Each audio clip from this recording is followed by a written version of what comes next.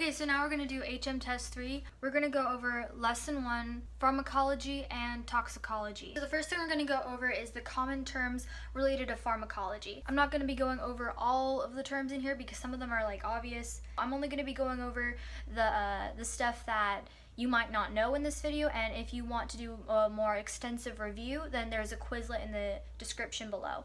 Okay, so the first term is chemical name. The chemical name relates to the chemical and molecular structure, something that's meaningful to the pharmaceutical chemist, but it's rarely used because of its complexity outside of that. So an example, the chemical name for aspirin is acetyl salicylic acid. Okay, so the next thing we're going to go over is generic name. So the generic name is often derived from the chemical name, and every medication only has one generic name, regardless what the manufacturer markets the medication as. The generic name is also the common name of the medication. Now there's a trade or brand name, which is the name given by the manufacturer. The next word is contraindication. The meaning of this word is any condition that makes a particular treatment or procedure inadvisable. So if someone was super sick and they needed a specific treatment, but they had an underlying factor, issue going on that prevented them from doing that treatment, then that would be a contraindication. Next one we're going to go over is hypersensitivity or allergy.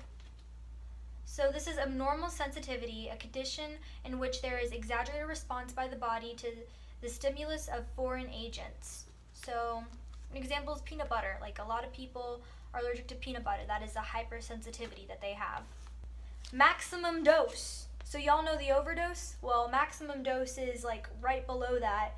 It's the largest amount of medication you can take without getting a toxic effect. The usual or therapeutic dose is referred as the normal adult dose, usual dose or average dose, and it is the amount needed to produce the desired therapeutic effect. Next is MTF. We all know what that stands for, Medical Training Facility. Okay, these are really important. You need to remember these. Narcotic analgesics.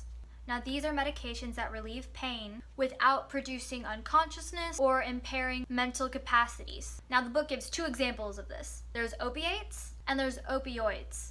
The definition of opiate in the book is a drug that contains opium, derivatives of opium, or any several semi-synthetic drugs with opium-like activity.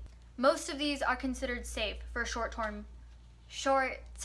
use. Then there's opioid, which is pertaining to natural and synthetic chemicals that have opium-like effects, and these effects are similar to morphine, though they are not derived from opium.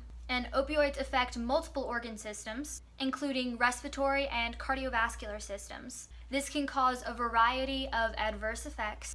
Now, with proper dosing and monitoring, we can minimize these effects. The next word we're going to go over is patency, which is the state of being freely open or exposed. Now we have pharmacology, which is the science concerned with drugs, their sources, appearance, chemistry, actions, and uses. Now we have physicians desk reference, also known as PDR. And this is just a comprehensive book listing of drug products for medical professionals.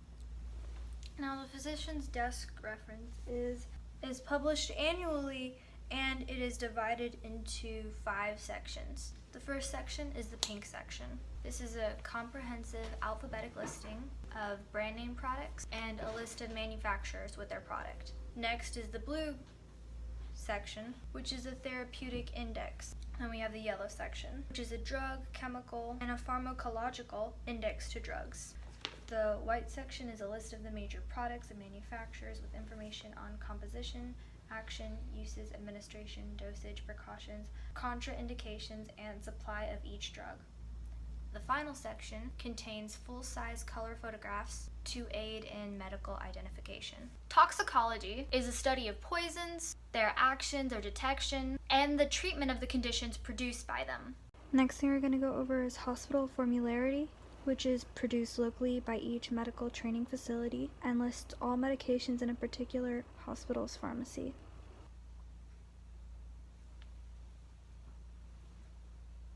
Next is the Nursing Drug Handbook, which is updated yearly.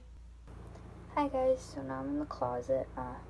My roommate's asleep, and she says that me making the video isn't bothering her, but She's also really nice. So, okay, so next thing's next. I want to get some sleep, and as much as I want to be helpful and finish the rest of this video, I gotta sleep, guys.